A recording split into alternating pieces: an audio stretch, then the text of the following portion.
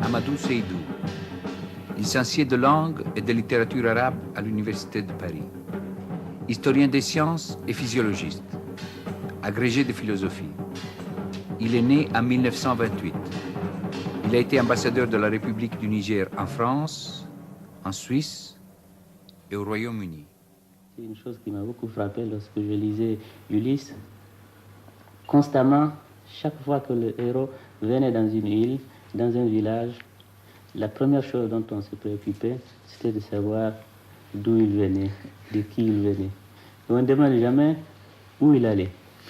Voilà, donc c'était ça l'important. Vous commencez tout de suite par me demander mes origines, et vous ne vous demandez pas ce que je suis actuellement, et où, dans mes sentiments, je vais, où je pense aller. C'est tout à fait c'est un effet du hasard qu'en ce qui me concerne, dans ma famille, nous avons été des lettrés jusqu'au XVIIe siècle. Mes ancêtres sont des lettrés. J'ai un de mes arrière-grands-parents qui était compagnon parent de Cheikh Ousmane Danfodio, le fondateur de la dynastie Peul de Nigeria, et dont le frère commentait Aristote à ses élèves à l'époque. Aristote, vous savez qu'Aristote a été d'abord traduit en arabe avant même d'être introduit en Occident. Donc pour nous, ce n'est pas du tout une découverte. Nous, pour l'Afrique soudanienne, le fait d'aller à l'école, de voir l'écriture, c'est pas une découverte radicale, c'est pas un émerveillement, c'est pas une merveille l'écriture comme nous l'avons connue, l'écriture. Et certaines de nos langues même étaient écrites avant. Et, de sorte qu'il y a ça, on ne peut pas, parce que ça a été très déterminant dans notre comportement. Alors pour aller à l'école européenne, je suis allé à l'école européenne par défi. Le défi. Mais défi contre quoi? Contre qui? Pas de doute, l'on se rapporte aux envahisseurs. Comment se fait-il que des hommes qui ne sont ni plus intelligents que nous, et là nous avons la conviction, une conviction qui n'est pas un complexe, ni plus intelligents que nous, et dont certains, dans la façon dont ils ont conduit la guerre d'ailleurs, nous donnaient l'apparence de la stupidité, mais c'est une stupidité individuelle qui n'a pas un reflet sur le peuple. Nous, on ne généralise pas de cette façon sur le comportement. Ni plus intelligent, ni quelquefois plus armé, ni plus habile, ni plus rusé. Les critères fondamentaux d'efficacité de la guerre. Mais comment se fait-il qu'il nous ait vaincus? Peut-être qu'à ce moment-là, certains se sont dit, après tout, il faudrait savoir ce que ces gens-là savent. Je me souviens quand j'étais gosse, chaque fois je voyais passer des avions, je voyais passer une voiture, je réunissais les camarades, je leur demandais d'aller chercher de l'argile, et nous tâchions de fabriquer ça. Je me souviens encore, je cherchais par des moyens avec des boîtes d'allumettes et tout ça pour fabriquer un téléphone. Tout ce qu'on voyait les faire. C'était à la fois pédagogiquement utile, c'était dangereux aussi, parce que ça, c'est la pente de l'aliénation. Il y a une chose que je peux vous dire, il y a des disciplines qui ont prédominé dans mon tempérament intellectuel, les mathématiques, l'histoire de la pensée humaine et la philosophie. Mais en dehors de ça, il y a très peu, je le dis parce que souvent, c'est ça qui intéresse. Il est intéressant de savoir. Il n'y a pas eu d'homme, de penseur qui m'ait vraiment influencé au cours de ma scolarité. J'ai eu des étapes. Gandhi m'a beaucoup plu. À un certain moment, il y a une espèce de noblesse, je pense. Mais très vite, j'ai vu que dans Gandhi, il y a une sorte de génie rêveur qui est quelquefois étranger à ce monde, qui a universalisé des exemples particuliers. L'immense sagesse de l'Inde a permis à la philosophie de non-violence de vaincre et de faire de preuve d'efficacité. Mais qu'est-ce que c'est si on voit par ailleurs ce que c'est? Les non-violents sont considérés carrément sont pris pour des fous, pour des naïfs. Et nous, les Peuls, la chose dont on a horreur, c'est d'être pris pour un naïf. Il y a une phrase que j'ai rencontrée qui m'a choqué, longtemps prononcée par un très grand homme de pensée que je respecte beaucoup sur d'autres plans, un grand poète, dire que la raison est hellène et l'émotion est nègre. Ça, je trouve que voilà pourquoi quand le Coran dit les poètes sont des menteurs, ça, j'ai écrit ça dessus de ça. Vraiment, c'est là. C'est très beau comme expression. C'est tellement beau qu'on prend cette beauté pour la vérité, mais c'est faux. Vrai et faux. Mensonge des poètes et vérité des philosophes. Nous voici confrontés au problème de fond. Nous touchons là peut-être aux racines du malentendu.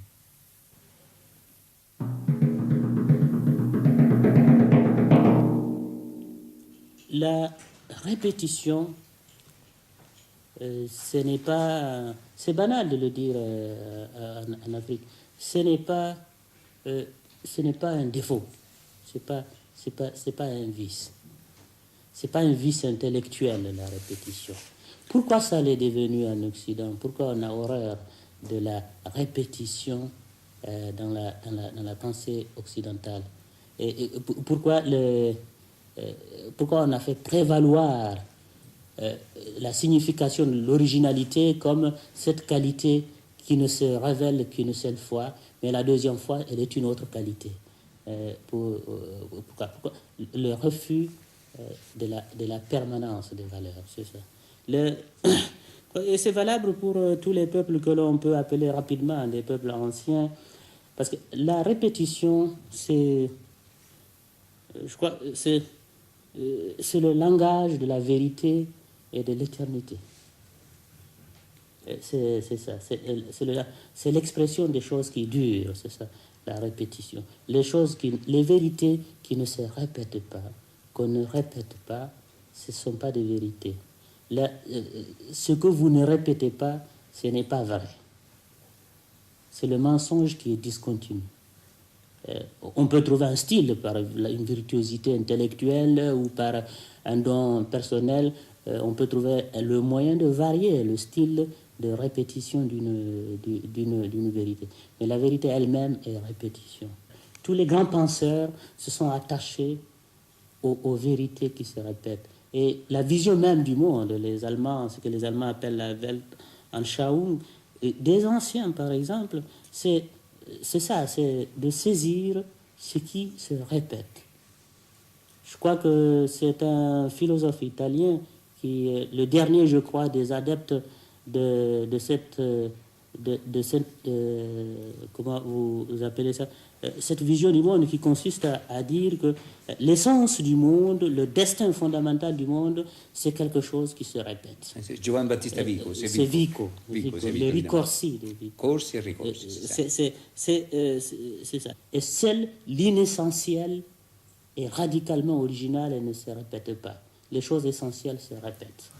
Et en Afrique, si vous faites une archéologie de la pensée africaine, vous retrouvez ça, vous retrouvez ceci, la valorisation de ce qui se répète. Il y a une chose qui n'est pas faite en Occident, c'est la psychologie du progrès.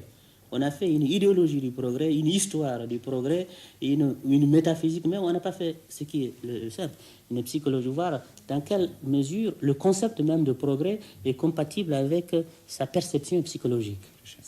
Ça n'a pas été fait. Si on l'avait fait, on serait aperçu d'une chose, c'est qu'en Occident, il y a une espèce de fétichisation du progrès, une valorisation excessive du progrès qui fait que, à mon avis, ce qui a tout renversé, et on en est arrivé à le progrès étant la valeur des valeurs, et le progrès étant le renouvellement continu. Ben, tout ce qui n'est pas renouvelable, c'est infamant dans la conduite des hommes, dans l'existence sociale, etc. Mais ceci n'appartient pas de toute éternité à la pensée occidentale même. Chez les anciens, Ce qui vaut, c'est ce qui se répète, c'est ce qui dure, ce qui reste, ce qui est le même. C'est le même, comme disaient les présocratiques, c'est le même. Disait Parménide, l'être, c'est ce qui est là, massif, qui échappe au changement. Cette valorisation du changement, au point de considérer ce qui est presque un paradoxe. L'Occident en est arrivé à considérer même comme valeur éthique le changement. C'est pour cela d'ailleurs qu'en Occident, le concept d'universel est un concept complètement inintelligible. On ne sait pas comment concilier l'universel, l'éternellement vrai, l'universel, comment le concilier avec ce qui change.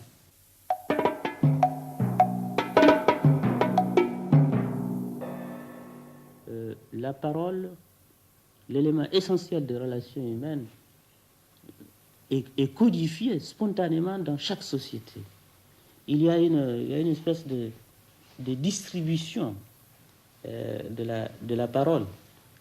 Le vocabulaire, pour signifier la même chose, n'est pas le même au niveau des couches sociales. J'hésite à dire couche sociale parce que tous ces mots-là sont chargés de leur structure économique, l'interprétation historique. Ce n'est pas ça. Enfin, convenons que, par exemple, les forgerons ont le droit de dire certaines choses. Il y a un groupe, mettons, les tisserands ont le droit de nommer les choses par leur nom. Mais quand vous, à un certain niveau, ce qu'on appelle les nobles, ils ont un vocabulaire à eux. Le vocabulaire, dans la même langue, est tel que ils peuvent, quand ils parlent, ils peuvent parler dans des conditions absolument incompréhensibles des autres. Je crois que c'est une exagération du désir, c'est un phénomène psychologique, l'exagération de cet effort à exprimer les choses, pas par leur véritable nom, mais à les exprimer en biais. On parle d'une façon oblique. C'est les autres qui parlent de vous en bien. Et c'est ça la raison essentielle. La justification sociale du griot. Le griot, c'est celui qui parle des autres, qui doit parler d'eux. Et c'est si vrai que, même très certainement actuellement dans les je ne sais pas si vous avez été en Afrique, si vous allez en Afrique, allez un jour assister aux cérémonies, enfin aux entretiens que ce que nous appelons chez nous les lamis, c'est-à-dire les chefs. Les chefs, le matin, ils ont leur cours, les gens sont assis autour, ils sont en conversation très ordinaire avec les gens qui les accompagnent. Il y a toujours à côté du lamido, il y a toujours un ou deux personnages qui sont là. Les premiers explorateurs avaient pensé que c'était des interprètes. Ce n'étaient pas des interprètes. Ils étaient là pour dire ce que dit le roi. Mais lui-même ne parle pas directement. Ceci existait en Europe au Moyen-Âge, ça existait, ça existait chez tous les peuples. Chez les peuples orientaux, c'est très caractéristique. Je me demande même dans quelle mesure ce n'est pas là l'origine sociologique des prophètes. Anciens prophètes, qui parlent pour les autres. Vous savez, les prophètes ne parlent ni d'eux-mêmes, ni pour eux-mêmes, ils parlent pour les autres. Dans les polythéismes, les prophètes parlent pour Dieu dans les monothéismes. Je crois que, ceci peut-être c'est exagéré comme extrapolation, mais c'est une vérité générale. La seule différence, c'est qu'en Afrique, c'est une vérité qui relève de l'actualité. Si vous référez aux critères occidentaux, celui qui est le maître de la parole, c'est le maître alors. Là, c'est la très grande différence. La maîtrise du verbe n'est pas du tout, ne signifie pas du tout que l'on est le maître. Voilà donc une atteinte sérieuse portée au statut occidental de la parole datant de 20 siècles depuis Démosthène. Mais quel est donc le sort que l'Afrique fait à l'éloquence? L'éloquence est vile, au sens sociologique. C'est une... si je vous l'ai dit, c'est vraiment, à mon avis, une des grandes différences dans ce domaine-là, qui concerne le statut de la parole, avec ce que vous convenez d'appeler, entre guillemets, l'Occident. Et l'éloquence, qu'on appelle l'éloquence de la chair, depuis Démosthène, je crois que ça, c'est une tradition qui n'a jamais suivi de discontinuité en Occident. Depuis l'Antiquité jusqu'à maintenant, les hommes qui ont la puissance du verbe ont toujours une puissance consacrée par la société et une puissance transformée en pouvoir. Hein. Il y en a même qui ont réussi à transformer ce pouvoir, cette puissance en pouvoir, et ce pouvoir en pouvoir politique en Occident. Dans l'Afrique traditionnelle,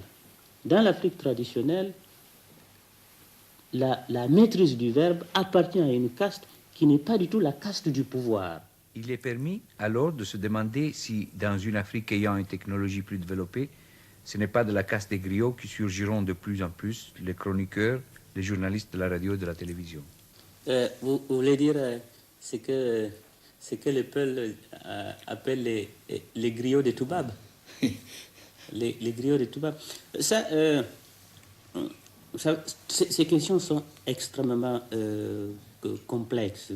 Chaque fois qu'on en parle, on a le sentiment d'être tellement trop simple que finalement, on met cette question elle-même en question. On se demande ce qu'on dit recouvre toute la réalité.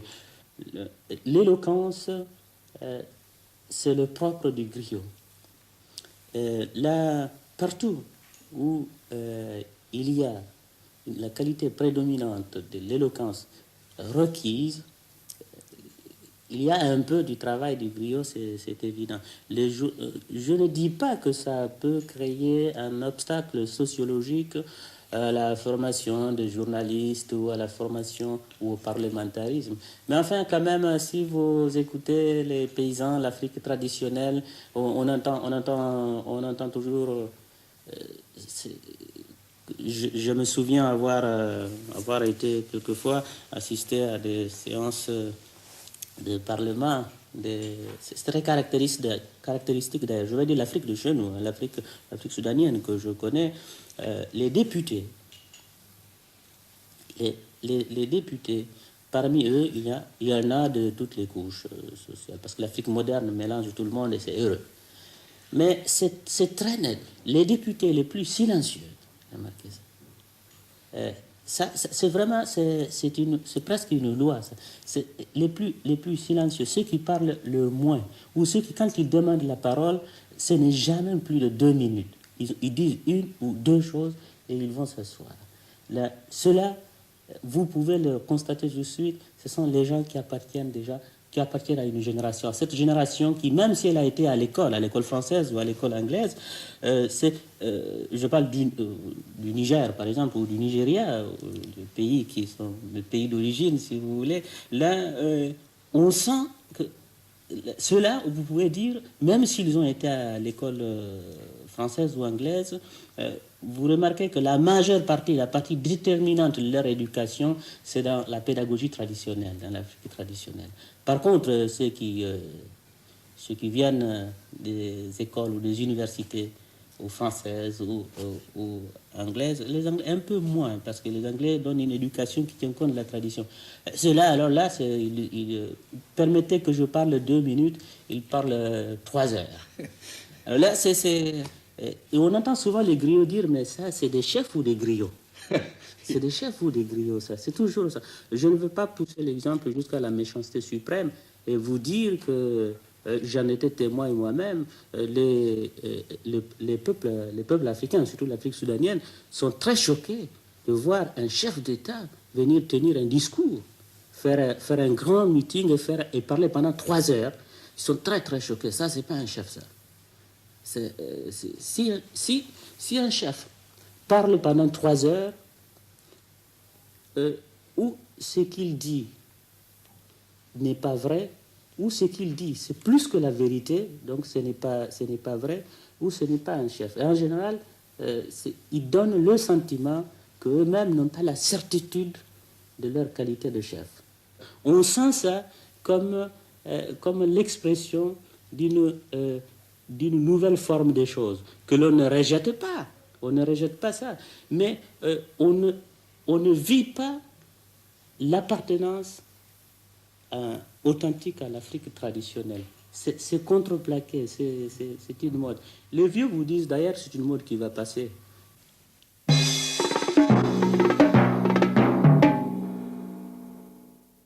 Depuis des années, les historiens du monde entier essayent patiemment de reconstituer l'histoire de l'Afrique à partir de sa tradition orale. Amadou Seydou est de cela. Le fait qu'on n'ait pas eu l'écriture pour marquer ce qui a pu se passer dans le passé, ça constitue effectivement une gêne pour la constitution des documents et tout. Ça, c'est évident, c'est même une banalité. Mais ceci dit, il ne faut pas exagérer. Parce que, pour 2 raisons. L'une, c'est que l'écriture, c'est une technique, c'est un instrument de constitution de documents essentiels.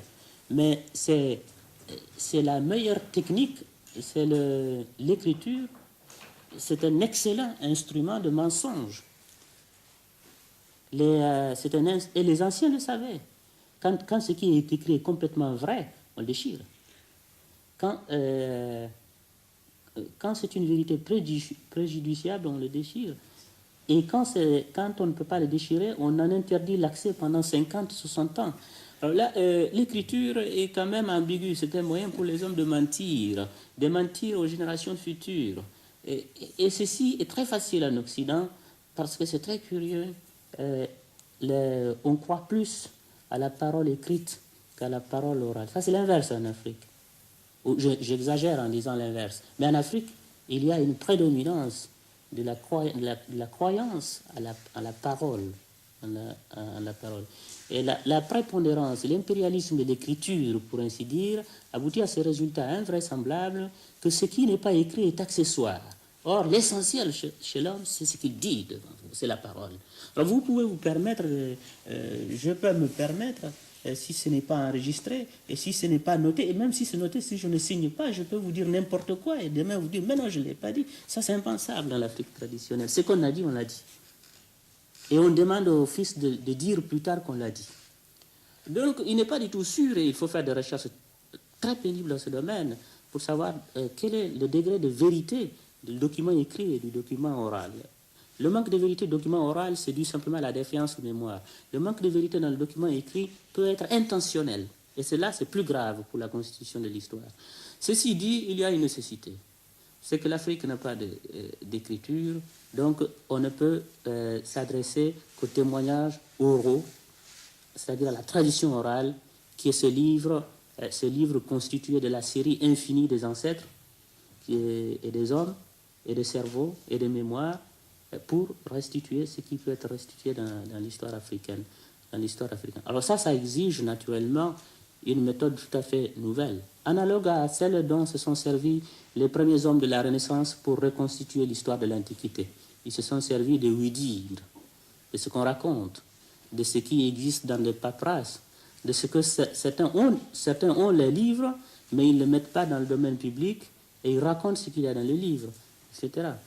Je dois dire d'ailleurs, c'est très dommage, la prépondérance de l'écriture dans l'Occident. Dans tous les livres d'histoire en Occident, je suis très frappé par l'exagération de l'importance du document écrit et l'absence totale de référence à la tradition orale. Or, si vous voulez faire, par exemple, l'histoire des peuples, mettons, des peuples bretons, s'il y a un peuple breton, ou des populations d'une région quelconque, mais vous trouverez infiniment plus de vérité dans ce qui se dit dans ce qui se raconte que dans ce qui est écrit à la mairie. Ça, c'est une vérité. Et en tout cas, pour les psychologues, c'est essentiel ce qui s'écrit. Et ne pas tenir compte de la dimension psychologique pour écrire l'histoire, c'est une grave erreur. Parce qu'à ce moment-là, l'histoire devient une métaphysique. Et je ne veux pas être méchant, mais je considère que la plupart des livres d'histoire d'Occident sont des vérités après coup ou de la métaphysique. La tradition orale doit être la base pour écrire l'histoire. Quelle est l'histoire qui doit en résulter? Ce n'est pas l'histoire scientifique, entre guillemets, au sens de la vérité après coup ou de la vérité travestie, mais ça va être certainement une Afrique beaucoup plus actualisée de cette façon que l'histoire pensée, doctrinale, écrite avec les thèses de Hegel ou avec les thèses de Bossier, Fustel de Coulanges, que sais-je. Mais ce sera une histoire qui repose sur ce que les ancêtres ont dit. Mais ça demande une analyse extrêmement serrée. Un travail immense, un sens de l'interprétation des mythes, des légendes, ce dont l'Occident ne tient pas compte pour écrire son histoire. Et ça fait les 2/3 de la vérité humaine, mise à part, si on ne tient pas compte des légendes, des mythes, de la symbolique de l'homme pour écrire son histoire. Peut-on imaginer de raconter l'histoire d'un homme si on ne raconte pas la dimension de sa symbolique? Ça, c'est pas de l'histoire, c'est de la métaphysique.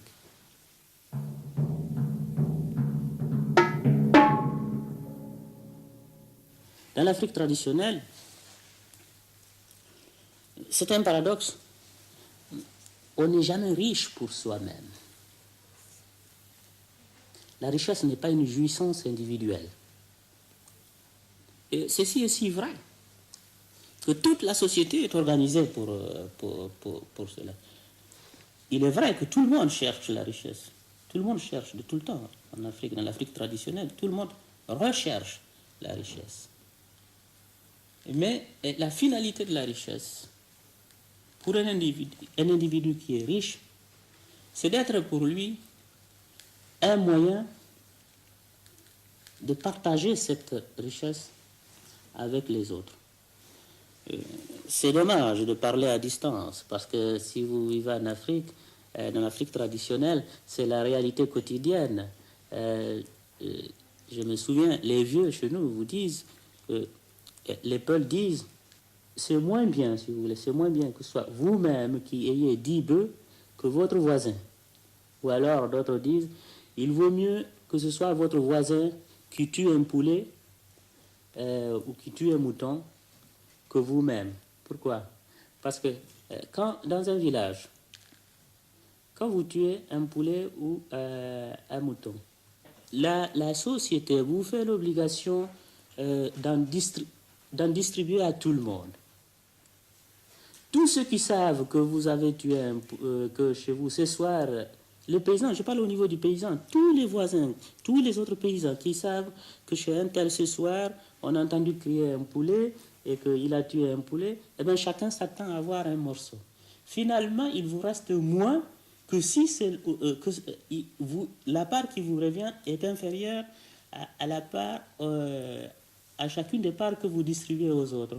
De sorte que la mentalité, l'aphorisme paysan dit, il vaut mieux que ce soit le voisin qui tue le poulet plutôt que moi-même, parce que si c'est moi-même qui le tue pour en faire un repas, j'en ai encore moins que le voisin. Tellement que l'obligation de distribuer la richesse, c'est ça la finalité de la richesse dans l'Afrique traditionnelle. Ça, c'est le premier aspect. Le deuxième aspect, c'est que la richesse n'est jamais l'équivalent de la vertu sociale, n'est pas une valeur sociale. Ça, vous pouvez penser que c'est contradictoire avec l'autre, mais ce n'est jamais ça. Ce n'est pas le signe, ce que je voulais dire, ce n'est pas le signe du respect. Vous n'êtes pas respecté en mesure, en proportion de votre richesse. À telle enseigne que souvent, vous trouvez dans l'Afrique traditionnelle des seigneurs qui sont bien moins riches que des vassaux qui sont derrière eux. Et par leur fait, les griots qui sont derrière les chefs sont plus riches en réalité que les chefs. Même s'ils tirent, ils continuent à tirer leurs moyens d'existence de la générosité de ces chefs. Ça crée une dialectique perdue. C'est que on cherche à s'enrichir parce que la richesse est le seul moyen de donner aux autres, de distribuer aux autres, et la distribution de tout ce que vous avez aux autres, c'est-à-dire la générosité en acte, c'est ça la caractéristique du noble. Le noble ne doit jamais garder quelque chose pour lui, jamais. Ce qu'il a, il n'a pas une chose. Il est plus que ça. Ceci, naturellement, donne un statut spécial à la pauvreté. C'est que la pauvreté est entourée d'un certain respect, une certaine pudeur. Et si, dans l'Afrique traditionnelle, si quelqu'un est pauvre, s'il n'est pas pauvre seulement par lâcheté, mais s'il est pauvre par les circonstances matérielles extérieures, ça, il y a un immense respect à son égard. Seulement tout cela, vous savez, c'est presque de la poésie. C'est la poésie. Mais c'est la poésie qu'on trouve dans les brousses africaines, chez les paysans. Et si vous allez dans les villes, dans tous les endroits où l'impact du monde moderne commence à s'infiltrer, ou, comme on dit dans le jargon, l'économique prime tout, il y a une tendance à la valorisation de la richesse, pas comme telle, car elle est valorisée dans la société traditionnelle, mais la valorisation de la richesse comme moyen de jouissance individuelle. Alors, je crois que c'est le grand drame actuellement, ce qui introduit la contradiction. L'Afrique n'a pas du tout la philosophie de la frugalité, ce n'est pas vrai. Ce qu'a l'Afrique, c'est la richesse jamais comme moyen de jouissance individuelle, c'est tout. Mais ce qui introduit la contradiction, c'est que les sociétés modernes, l'imitation, disons, pour aller plus vite, de l'Occident, surtout par l'avènement des hommes actuels au pouvoir, à tous les niveaux du pouvoir. Le pouvoir est un pouvoir d'emprunt en Afrique, sociologiquement parlant, pas politiquement, c'est un pouvoir d'emprunt, c'est-à-dire un pouvoir par imitation. Là, la richesse tend à être regardée comme la valeur de valeurs, parce que c'est un moyen de jouissance individuelle, et donc c'est un des critères de valeur individuelle.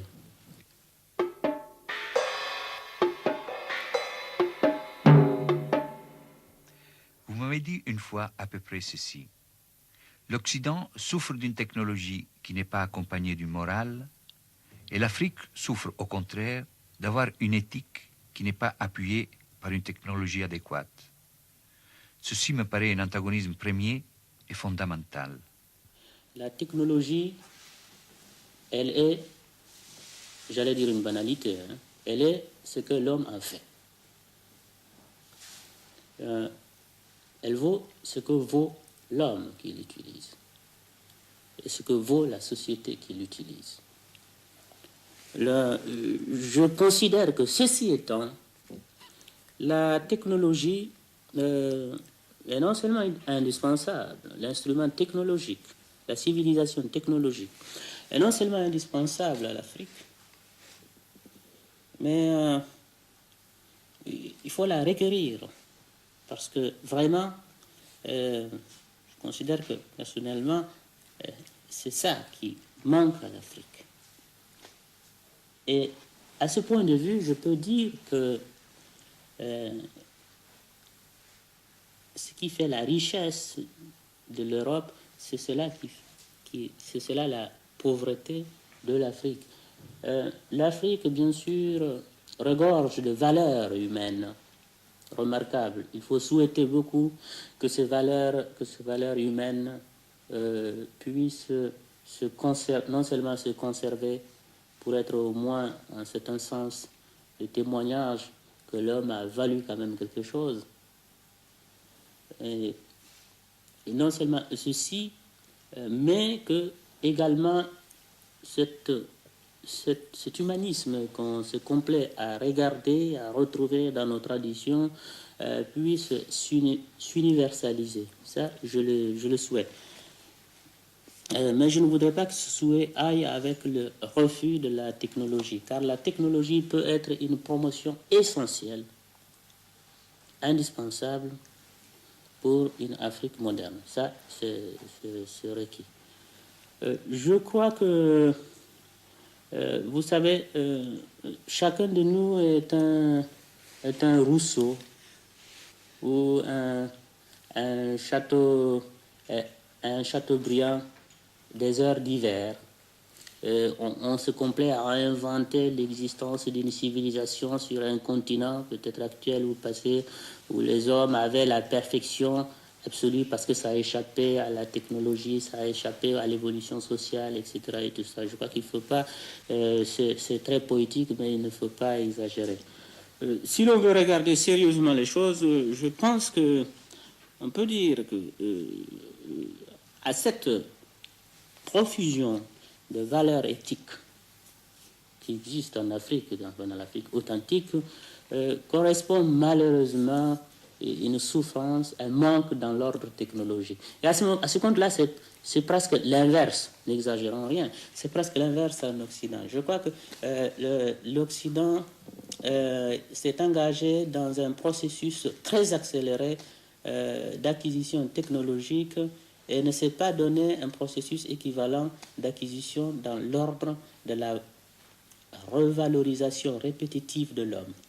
Il n'y a pas eu correspondance, comme diraient les mathématiciens dans leur jargon, il n'y a pas correspondance bi-univoque entre le progrès technologique en Occident et le progrès éthique, ou simplement le maintien de valeurs éthiques. Parce que progrès éthique, c'est déjà très polémique. Il n'y a pas eu maintien. Et on a même l'impression qu'il y a destruction au fur et à mesure du progrès technologique. Et c'est ça le vrai drame de l'Occident, c'est qu'il y a une espèce de distance intérieure et extérieure qui s'instaure au sujet de l'homme. Une distorsion entre sa puissance technologique et sa puissance éthique. Ça, c'est ça qui fait... c'est ça. Et au fond, de ce côté, ce sont des parents, l'Occident et l'Afrique. Ce sont des parents pauvres, à chacun d'une pauvreté spéciale. L'Afrique est riche d'excès, de valeurs éthiques, si vous voulez, excès par rapport à la pauvreté éthique. Et c'est l'inverse en Occident. Ce qui fait que les civilisations occidentales sont des civilisations angoissées. C'est qu'il y a une différence chez l'homme, une différence de plus en plus radicale entre la puissance matérielle et la puissance morale. Et ça, quelle que soit la façon dont on résout cette angoisse, une des façons, c'est d'accepter cette angoisse comme une réalité de l'homme. Certains l'ont fait. Certains l'ont fait.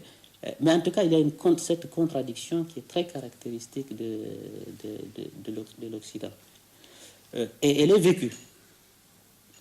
La contradiction résultant de la différence entre la faiblesse technologique et la puissance et la force morale, la vertu du pauvre chez les Africains, cette contradiction-là n'est pas une angoisse pour le moment en Afrique parce qu'elle n'est pas vécue.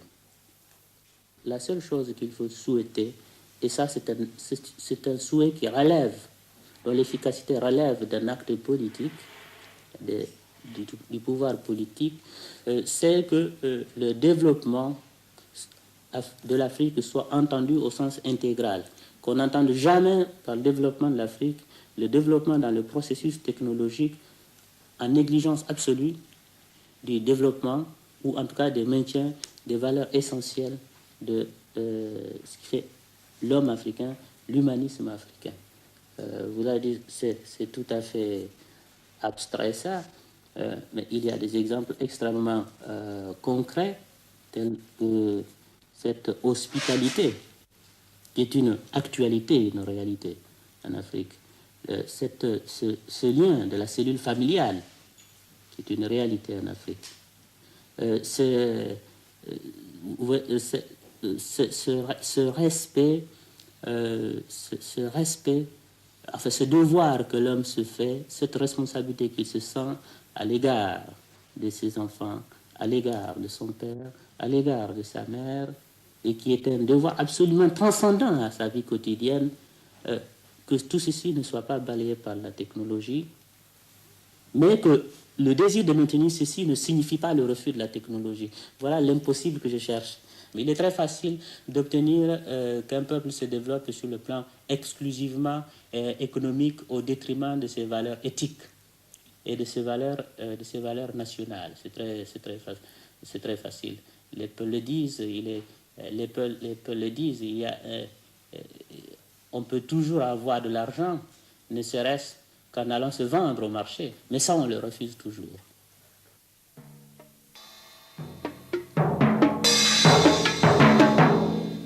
Je me souviens avoir dit un jour à des élèves, j'enseignais dans un lycée de Paris à l'époque, je disais à des élèves de classe terminale, progresser, c'est aller de l'avant. Tout le monde a éclaté de rire. Et j'étais content parce que je m'attendais à ça. S'ils avaient pensé que ça allait de soi, s'ils n'avaient pas pensé que ça allait de soi, je n'aurais pas été content. J'étais très content. Ça finit par aller de soi, que progresser, c'est aller de l'avant. Parce qu'on a l'obsession du sens étymologique. C'est aller de l'avant. Or, il faut toujours revenir aux sources. Vous savez que chez les anciens, une conduite de l'homme ou d'une société n'est pas un progrès, n'est un progrès que dans la mesure où elle est le reflet exact, la restitution du modèle exact des conduites des anciens. Le progrès éthique, c'est-à-dire la valorisation éthique, le progrès même social, économique, c'est de retrouver les états antérieurs. Le regret, on a perdu, les anciens étaient mieux. Progresser, c'est retourner aux sources chez les anciens. Chez les Grecs, c'est très net. En Afrique, cette mentalité dans l'Afrique traditionnelle existe d'une certaine façon. Et c'est certainement ça qui explique que dans toutes ces sociétés anciennes, si on regarde, on fait une analyse fine des problèmes, on s'aperçoit que, par exemple, c'est la raison pour laquelle les vieux sont entourés de respect. Les vieux, c'est les témoins, c'est les modèles passés vivants. C'est eux le progrès.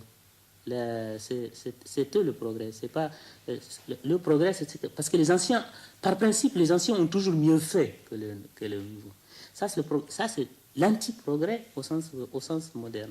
Alors, la perspective est complètement renversée. Actuellement, c'est aller comme de soi que progresser, c'est ajouter quelque chose à ce qui se faisait autrefois. C'est la fuite en avant. Il y a une légère confusion entre progresser et évoluer. On ne s'est pas aperçu que dans certains domaines, le progrès consiste dans le maintien de certaines valeurs, c'est-à-dire dans la permanence des valeurs qui ont fait leur preuve. C'est ça c'est pour cela. Alors, si je vous dis ça, c'est pour vous expliciter le terrible problème. Tellement terrible que ce n'est pas seulement propre à l'Afrique, mais même un peu partout dans le monde. On préfère ne pas se poser des questions. Et partir comme ça, partir comment? Il faut toujours partir sur le modèle occidental. Et c'est là le reproche fondamental que je fais, que ce soit dans l'effort économique de progrès, l'effort social, l'effort même de valorisation des conduites, etc. Tout se passe comme si le mieux, c'est ce qui est fourni par le modèle occidental. Et on adopte ce modèle sans critique. Il n'y a pas un théorème de Pythagore occidental, un théorème de Pythagore asiatique, un théorème de Pythagore africain. Il n'y en a pas. Ça non. Mais il y a certainement une distribution, une politique de distribution des biens sociaux conforme à un modèle qui soit africain, un modèle asiatique et un modèle occidental. Que l'Afrique tourne le dos à ce modèle dans ce domaine pour se référer au modèle occidental que l'Occident lui-même cherche à combattre, ça c'est très mauvais. C'est pour cela que, en fait, le danger c'est que on progresse, mais on progresse en s'installant dans une vitesse de concept qui ne laisse pas le temps à la réflexion, au choix. Le progrès n'est pas sélectif. C'est ça qui est dangereux. Particulièrement, la génération actuelle n'est pas du tout, est obsédée par le modèle extérieur. Au point, je le répète, d'adopter des modèles que l'Occident lui-même critique. Mais la grande chance, c'est que l'Afrique traditionnelle résiste à ça. Ce qui fait d'ailleurs de terribles contradictions, parce qu'il faut trouver le joint au niveau des dirigeants. À un niveau, cette génération d'emprunts est tiraillée entre l'Afrique qui veut se développer, c'est une authenticité qui n'est pas le rejet des autres. Il n'y a pas de xénophobie en Afrique. Je l'ai toujours dit, et ça paraît paradoxal pour ceux qui ne connaissent l'Afrique que par les journaux. L'Afrique n'est pas xénophobe. C'est pas connu ça. C'est des sentiments qui ont été importés, qui ont eu leurs adeptes là-bas et qui les ont encore. Mais c'est importé. C'est une importation. L'Afrique n'est pas xénophobe. C'est ça peut-être qui a été son drame au cours de l'histoire. Mais enfin, vraiment, le progrès pour l'Afrique, c'est d'accord, c'est une nécessité, c'est même une réalité. La seule menace, c'est cela. Et ce progrès ne sera authentique que si l'on trouve le moyen de s'attacher à sélectionner les modèles qui s'offrent à l'extérieur et qu'on ne se précipite pas sur le modèle parce qu'il vient de l'Occident. Quand je dis l'Occident socialiste ou autre, car chacun a pris un peu partout. J'ai vu des livres rouges installés ou des livres bleus ou certaines mémoires de certaines personnalités occidentales qui sont distribués même à des paysans illettrés. Et on les oblige à réciter le contenu parce que c'est la condition de socialisation ou de capitalisation ou parce qu'une ambassade a distribué ça, occidentale ou non, alors que les sentences et les aphorismes qui se trouvent là-dedans, ça ne vaut même pas le 10e des proverbes qu'on entend chez les paysans. On va donner au baccalauréat des sujets,